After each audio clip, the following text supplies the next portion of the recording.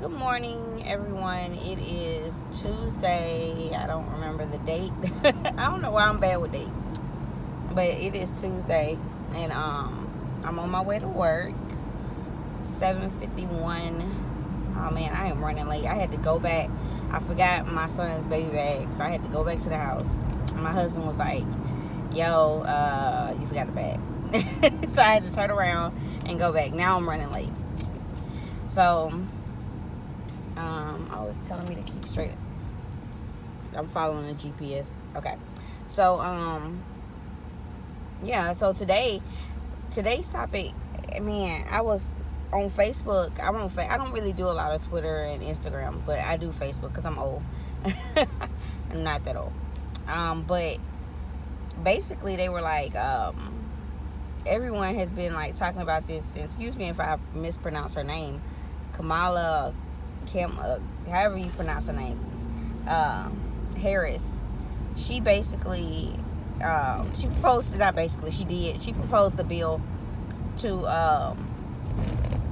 extend school hours to 6 o'clock, right? The school hours. And everyone on my timeline is like going off. I think it was like one person that was like, "Oh, that sounds cool. That sounds like a good idea." But everyone else was like, "Nah, I ain't having it. How we gonna pay for it?" Everybody was like, "How we gonna pay for it?" Students don't want to be in school that long. Teachers don't want to be there all day with these kids. All of this stuff. And two things that I say is a takeaway from the response that I've heard. Takeaway number one is reading is fundamental, people. Reading is very fundamental. Fundamental. That's funny. Okay, so for one, if you actually read and seen what it is, and not just read the tagline, Kamala Harris wants to extend school hours to 6 o'clock. Most people just read that and then went off on a tangent. Like, they didn't even read the article at all. Because I didn't read the bill, but I read the article. And if you read the article, it's like, well, the title of it is a little skewed based on what it actually is. So I read the article, and basically what it sounds like is she's giving you a free after school program. Because basically what the problem is because I was thinking about this with my son. Most people get off work at 5 o'clock. That about 80% of the country gets off work at 5, between 5 and 6. Okay, so if your kids get out of school at 3 or 2, you got to pay for after school care, period. And she's like, "Yo, let's just wrap this into their average school day." And so basically it won't be, for one, teachers are not required to go. Like, teachers are not required for this. Okay, I don't know who's gonna be. It's probably she gonna hire a second staff, whatever, I don't know, but it's not gonna be teachers. So teachers can volunteer for overtime or extra hours if they want to work the after school care hours, but they don't have to. They're going to be separate staff that does aftercare. Number two, they're not going to be teaching class. They're going to be actually doing extracurricular activities. So if you want to do art or Spanish or something that your child's anything extracurricular that your child wants to do, they'll do it in the after school program that she's talking about. It won't be like math, science, English, things like that. So, and then people are like, "Well, how are we gonna pay for it?" Okay, first of all, if you don't own a house or you don't plan on owning a house, then why are you worried about how it's gonna get paid for? Because last time I checked, property taxes pay for the school system. So if you're not, if you're not, turn right. If you're not feeding into the school system fund, then it's not coming out of your taxes. And I'm gonna tell you right now, that is the problem with the black communities that I've seen. The problem is we complain about the school system in our area. We complain about the school system in the black community. But whenever somebody proposes something, they're like, "Nah, that's gonna raise taxes." How do you think you pay for a better school system?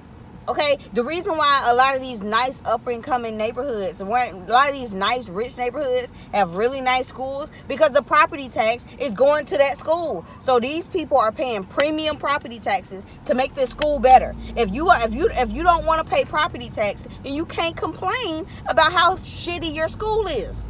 Okay, you can't sit here and complain because your school ain't worth nothing, but you complain every time somebody has a bill that could possibly help your child. And I was reading a comment on one of the guys' thing, and he was like, so basically you cheap with your child's education. And people was like, nah, yeah, you are. You're cheap with your child's education. I bet you'll go and get you some new pair of shoes. I bet you got some J's on your feet. I bet you gonna go to the mall and put some clothes on them. I bet you gonna, go and get them the new hairdo, but you don't want to pay an extra couple $100 a year, which is when I'm like, your property tax is stretched out over the year. So you pay a couple $100 a year to put your child in a better, or to improve the education at your child's school. So you complaining about how much this will cost. Because we're not talking about it's going to be thousands of dollars for you out of your paycheck, or $100 out of your paycheck. We're talking about over the year. So it doesn't even make sense how you complain about something that could improve you. I don't see anything wrong with what she's proposing. And honestly, for people who don't, I get off at 5. My son, luckily my son's in daycare now, but when my son goes to school and he gets out at like 3, you know what I'm saying, we gonna have to pay for aftercare. And I wish that they would adopt this system at the school that my son goes to, and more, so I'm like, whatever school I pick for him, we gotta have to pick a school that does aftercare, and we'll have to pay for it, because who's gonna keep my son while I'm at work from 2 to 6 or from 2 to 5, and you know what I'm saying, and it takes me 30 minutes to even pick him up. So really I need care from 2 to 6, or from 3 to 6. So that's why I'm like, all of this complaining that I hear a lot of y'all do is just insane to me. It's the fact that y'all complain about the school system, but then don't want to put money into it. Or you complain about your school system, but then anytime somebody has any idea, you shoot it down. And that's takeaway number 1, is reading is fundamental. Read into it. You know what I'm saying? Read into it and know exactly what it is. Don't just read the tagline and be like, nah, that sound bogus. I don't want my child don't want to be in school till 06. If you got your child in aftercare, then guess what? Your child is in school till 6. Okay? If your child is already going to aftercare at the school, your child is in school till 6. So because basically all she's doing is proposing free aftercare for low-income neighborhoods. So she's gonna start the pilot in like a low-income neighborhood to kind of see how it goes. But she's basically just proposing a bill for free aftercare. So, like, that's all it's going to do. It's basically going to say, okay, well, your child is already going to aftercare anyway, because if you get off at 5, somebody keeping your baby. You know what I'm saying? But the problem is that you have poor families who can't afford aftercare, and so their child is going home and sitting at the house by themselves. You know what I'm saying? So you got 5-year-olds and 6-year-olds that's going to the house and locking the door, and then the mama like, don't let nobody in. You remember that? You know what I'm saying? Don't let nobody in. Lock the door. I'll be home at 5. I'll be home at 6. Don't go outside. Instead of, to prevent that situation, why not just do free aftercare? School hours go to 6. Your child can go to the after 3. Your child goes to the after school program and does extracurricular activities, and that's it. But y'all gotta read, dude. Like, and I'm sorry if you read that and that was your interpretation of that, and you disagree with it. Put in the comments, tell me why you disagree with it. I would like to know why you disagree with it, because maybe I'm not seeing something. So maybe it's something that I'm missing that's hidden in the bill that I didn't see. But as far as the cost of it, it's coming out of property tax, and a portion of the federal funding. But I don't see an issue with it. I don't see an issue with it. Personally, I think that's a good use of our taxes. That's a great use of tax money, is an aftercare program, personally. Whether it's local or federal or whatever, it's a great use of our taxes. That's number 1. Number 2, my point is, stop hating politicians. Stop hating proposals because you hate the politician. Okay? Like, people don't like her as a person. Like, so anything that she says, she could say that I propose that everybody is off on Fridays, and people will hate her. And people are like, nah, that's stupid. Nope, hated it. Like, it's like you instantly hate I'm telling you, if Donald Trump came out and said that he wants to propose reparations, then all of a sudden black people would be against reparations. I'm telling you, like, that's just how the world works. For some reason, we have to basically hate everything that anyone. We have an issue picking and choosing. And if a Republican or a Democrat we don't like says anything, we write it off. And we have got to, as people, we have got to stop doing that. Like, we have got to let that go, because for one, what it does is it makes the politician not cater to you. Because if they know that if you're gonna vote Democrat or vote Republican or vote for one specific person, no matter what, then you instantly become irrelevant.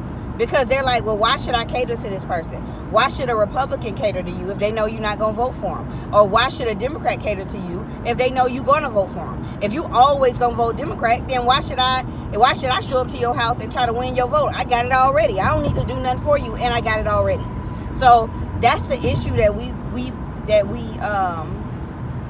create whenever we pick a party. Whenever we say I'm Republican or I'm Democrat or I'm this, you instantly create a problem for yourself. What you should be is swing. You should be like, look, I'll vote for whoever doing right by me is who I vote for. So like last time, I was leaning strong Republican during the last election. And then this time around, well, I would say I'm kind of midway, because I didn't like Trump or Hillary. But this time around, I'm leaning strongly towards Bernie Sanders, and I'm hoping he get there. So I don't have like a, I should have got off at that exit. This is going to be ugly. Y'all made me miss my exit. Now I got to sit in traffic. Well, I might can squeeze it. Yeah, it might be okay. But, or did I miss it? Yeah, I missed it. But yeah, you cannot pick a side. You can't be like, I'm gonna vote Democrat. Well, you can, but it's not smart. I would not recommend choosing to say I vote Democrat or I vote Republican, because instantly people are like, well, I'm not. That's why nobody shows up to California. Nobody goes to California, and like, no politicians show up to California and be like, hey, vote for Hillary. Hillary didn't go to California. Hillary didn't go to any other black communities. Hillary didn't go to Detroit. You know what I'm saying? You know why? She assumed she was going to get that vote. She was like, why should I go to California? Everybody in California is going to vote for me. Why should I go to the black neighborhoods? Black people always vote Democrat. Why should I, but the reason why Donald Trump won is because he didn't go with that mentality. He instantly assumed that he wasn't getting any votes. He went to the people that he felt like Hillary was ignoring. That's how he won. He went and whispered in the ear of all the people that Hillary was ignoring, and was like, yo, I got you. Okay? I got you. She ain't paying you no attention. You've been riding this Democrat wagon for a minute. How about you come on over, vote for me, I got you. That's what he did. That's how he won. Hillary and the Democratic Party really have been ignoring a certain subset of people. Middle class white men have been getting ignored, and middle class white men and upper class black people have been getting ignored. Those are two groups of people that voted for Donald Trump. Upper class black people and middle class white men all voted for Donald Trump. That was his majority of the people. And you cray, what? Upper class black people? Yes, educated black people got the Donald Trump vote. So if you don't believe me, look it up. Educated black people voted for Donald Trump.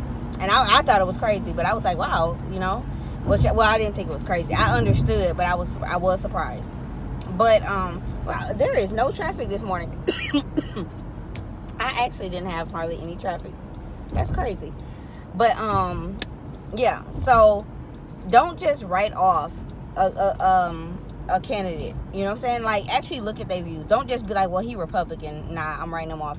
You don't know what their views are. There's some good Republicans out there, okay? And there's some good Democrats out there. So if you Republican, don't just write off all Democrats.